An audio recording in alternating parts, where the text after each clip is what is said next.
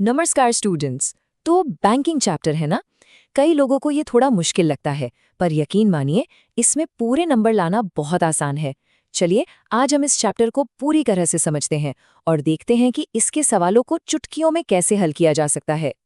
तो सबसे पहले आखिर ये बैंकिंग है क्या?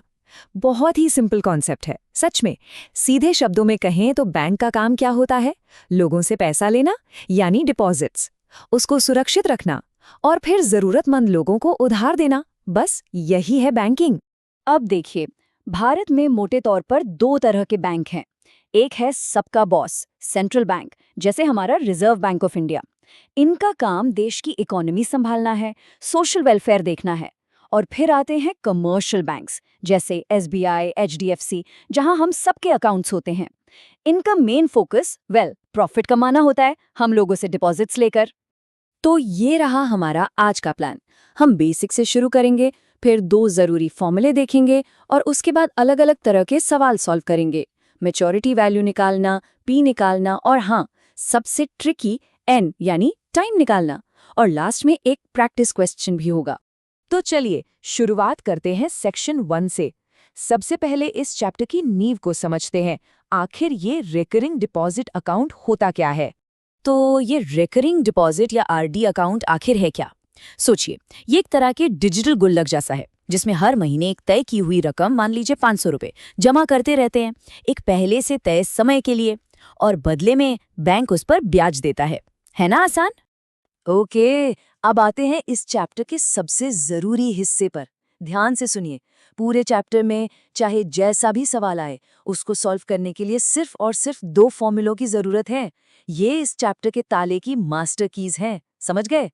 ये रहा पहला फॉर्मूला, इंटरेस्ट कैलकुलेट करने का। अब ये थोड़ा लंबा लग सकता है, पर इसकी खूबी समझिए। ये फॉर्मूला इसलिए ऐसा है क्योंकि हर महीने जब पैसे जमा होते हैं तो हर इंस्टॉलमेंट पर अलग अलग समय के लिए इंटरेस्ट मिलता है। ये फॉर्मूला उन सभी इंटरेस्ट को एक साथ कैलकुलेट कर लेता है। बहुत क्लेवर है ना? और ये है हमारी दूसरी मास्टर की, मैच्योरिटी वैल्यू का फॉर्मूला। ये तो बिल्कुल ही आसान है। कुल कितना पैसा जमा किया, यानी P इंटू N, उसमें जो इंटरेस्ट कमाया है उसको जोड़ दीजिए। बस ये वो फाइनल अमाउंट है जो टर्म के एंड में हाथ में मिलता है। चलिए अब इन फॉर्मूलाओं को एक्शन में देखते हैं। एक आम सा एग्जाम क्वेश्चन उठाते हैं और सॉल्व करते हैं। ये रहा हमारा पहला प्रॉब्लम। मनीष हर महीने 600 रुपए जमा कर रहा है 20 महीनों के लिए और रेट है 10%। हमेशा सबसे पहला काम क्या करना है? गिवन लिखना है। P is equal to 600, N is equal to 20, R is equal to 10। ऐसे लिखने से ना गलतियों के चांस बिल्कुल कम हो जाते हैं। ओके, अब हमारे पास सब कुछ है। स्टेप 1, इंटरेस्ट निकालते हैं। फॉर्मूले में P, N और R की वैल्यूज डालिए, कैलकुलेशंस कीजिए और ये आ गया 1050 रुपए। सिंपल। अब स्टेप 2, टोटल प्रिंसिपल यानी कुल कितना जमा किया। 600 रुपए हर महीने 20 महीनों तक, तो ये हुआ 12,000। अब आखिरी स्टेप, इन दोनों को जोड़ दो मैच्योरिटी वैल्यू के लिए। और ये रहा हमारा फाइनल आंसर, 13,050 रुपए। देखा, दोनों फॉर्मूले यूज किए, स्टेप बाय स्टेप चले और आंसर आ गया। बिल्कुल आसान। ठीक है, अब थोड़ा ट्विस्ट लाते हैं। मान लीजिए एग्जामिनर ने उल्टा सवाल पूछ लिया। उन्होंने फाइनल अमाउंट यानी मैच्योरिटी वैल्यू दे दी और पूछा कि हर महीने कितनी इंस्टॉलमेंट जमा की जा रही थी, यानी P निकालना है। तो सवाल ये है कि आशीष को 12 महीनों के बाद 12,715 रुपए मिलते हैं 11% की रेट पर। हमें निकालना है उसकी मंथली इंस्टॉलमेंट यानी कि P। अब यहाँ पर थोड़ा सा अलजेब्रा का इस्तेमाल होगा। चिंता मत कीजिए, बहुत आसान है। जो चीज़ नहीं पता यानी P, उसको हम Y मान लेते हैं। फिर बस हमारा मैच्योरिटी वैल्यू का फॉर्मूला लिखते हैं। 12,715 equals to Y into 12 plus interest.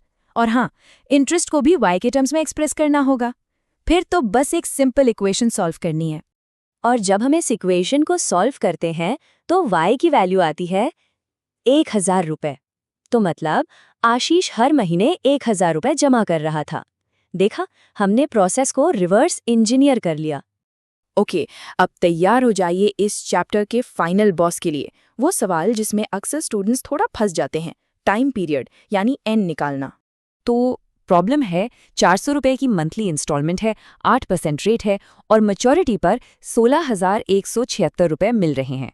अब यहाँ पर हमारा अननोन वेरिएबल है n। चलिए वैल्यूज को फॉर्मूले में डालते हैं और देखते हैं क्या होता है।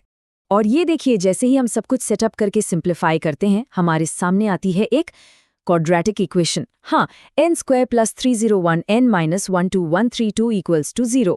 अब इसको देखकर घबराना बिल्कुल नहीं है, इसको सॉल्व करने का आसान तरीका है। हमें बस इस क्वाड्रेटिक इक्वेशन को फैक्टराइज करना है। जब हम इसके फैक्टर्स निकालेंगे तो n की 2 पॉसिबल वैल्यूज आएंगी, एक नेगेटिव -337 और एक पॉजिटिव 36। अब खुद सोचिए, क्या टाइम कभी नेगेटिव हो सकता है? बिल्कुल नहीं।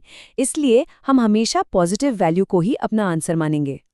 तो हमारा आंसर है 36, यानी टाइम पीरियड था 36 महीने, जो कि 3 साल होते हैं। और इसके साथ ही आपने इस चैप्टर के फाइनल बॉस को हरा दिया। कंग्रेचुलेशंस!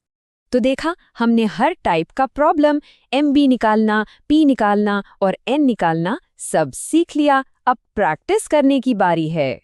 ये सवाल आपके लिए है।